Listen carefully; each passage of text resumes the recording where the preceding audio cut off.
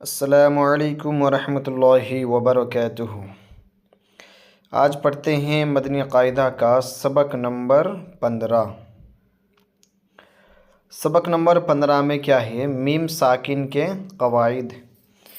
اس سے پہلے جو سبق پڑھایا گیا اس میں نون ساکن کے قواعد تھے، اب میم ساکن کے قواعد۔ میم ساکن کے 3 قاعدے ہیں۔ کتنے ہیں؟ 3 قاعدے ہیں۔ نمبر 1 ادغام شفوی، نمبر 2 اخفاء شفوی، نمبر 3 اظہار شفوی۔ اس سے پہلے اخفاء، ادغام، اظہار، اقلاب اس کا بیان ہو چکا ہے۔ اب ادغام شفوی، اخفاء شفوی اور اظہار شفوی، یہ تینوں کو بیان پڑھتے ہیں۔ پہلا نمبر پہ کیا ہے؟ ادغام شفوی۔ میم ساکن کے بعد دوسری میم آ جائے، میم ساکن کے بعد پھر کوئی دوسرا میم آ جائے تو میم ساکن میں ادغام شفوی ہوگا، یعنی گننا کریں گے۔ ٹھیک ہے، میم ساکن کے بعد پھر سے دوبارہ اگر کوئی میم آ گیا ہے نا تو کیا ہوگا؟ ادغام شفوی ہوگا، یعنی اس کو بھی گننا کر کے پڑھیں گے۔ نمبر 2 پہ ہیں اخفاء شفوی۔ میم ساکن کے بعد حروف با آ جائے تو میم ساکن میں اخفاء شفوی ہوگا، یعنی گننا کریں گے۔ میم ساکن کے بعد حروف با آئے تو ہے نا، جیسے کہ یہاں مثال لے لیجئے، میم میم زیر میم، اس کے بعد پھر با آیا تو یہ کیا ہوگا؟ اخفاء شفوی ہوگا یہ۔ ٹھیک ہے، یا صم بکم جو ہے اس میں بھی کیا ہوتا ہے؟ اخفاء شفوی بھی ہوگا۔ نمبر 3 پہ ہے اظہار شفوی۔ میم ساکن کے بعد حروف با اور میم کے علاوہ کوئی بھی حرف آ جائے تو میم ساکن میں اظہار شفوی ہوگا، یعنی گننا نہیں کریں گے۔ میم ساکن کے بعد میم اور با کے علاوہ جو بھی حرف آئے گا اس میں کیا ہوگا؟ اظہار ہوگا، اظہار شفوی ہوگا، یعنی اسے بغیر گننا کے پڑھیں گے۔ ٹھیک ہے، تو اتنی سی بات اچھی طریقے سے یہ قاعدے کو سمجھنا ہے نا۔ اب اس کو پڑھنے کا طریقہ بتاتے ہیں۔ حمزہ نون زبر ان، تا میم پیش تم، انتم، میم وا پیش مغ، انتم مغ، لام زیر لی، انتم مغلی، میم واو پیش مو، انتم مظلمون، نون زبرنا، انتم مظلمون۔ جیسے پچھلے قاعدے میں پڑھے، میم ساکن کے بعد پھر کوئی میم آ جائے تو کیا ہوگا؟ ادغام شفوی ہوگا۔ یہ والا بیان ہے، میم ساکن کے بعد پھر سے میم آیا تو یہ ادغام شفوی ہے۔ اب اس میں میم ساکن کے بعد تا آیا تو یہ کیا ہوگا؟ اظہار شفوی، یعنی اظہار ہوگا۔ یہ یہاں پر نہ ہی اخفا ہوگا نہ ہی ادغام ہوگا، تو پھر کیا ہوگا؟ اظہار ہوگا۔ حمزہ زبر ا، لام میم زبر لم، علم، تا زبر تا، علم تا، را زبر را، علم ترى۔ اس طریقے سے پڑھنا پڑے گا۔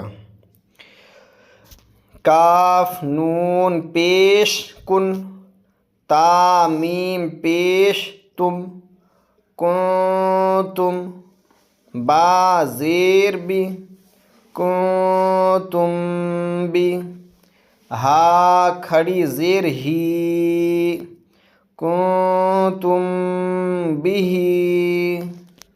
ہا میم پیش ہم، فا یا زیر فی، ہم فی، ہا الف زبر ہا، ہم فی ہا، واو زبر و، لام زبر لا، ولا، کاف میم پیش کم، ولکم، میم الف زبر ما، وَلَكُمْ مَا، ادغام شفوی ہے یہاں پہ بھی.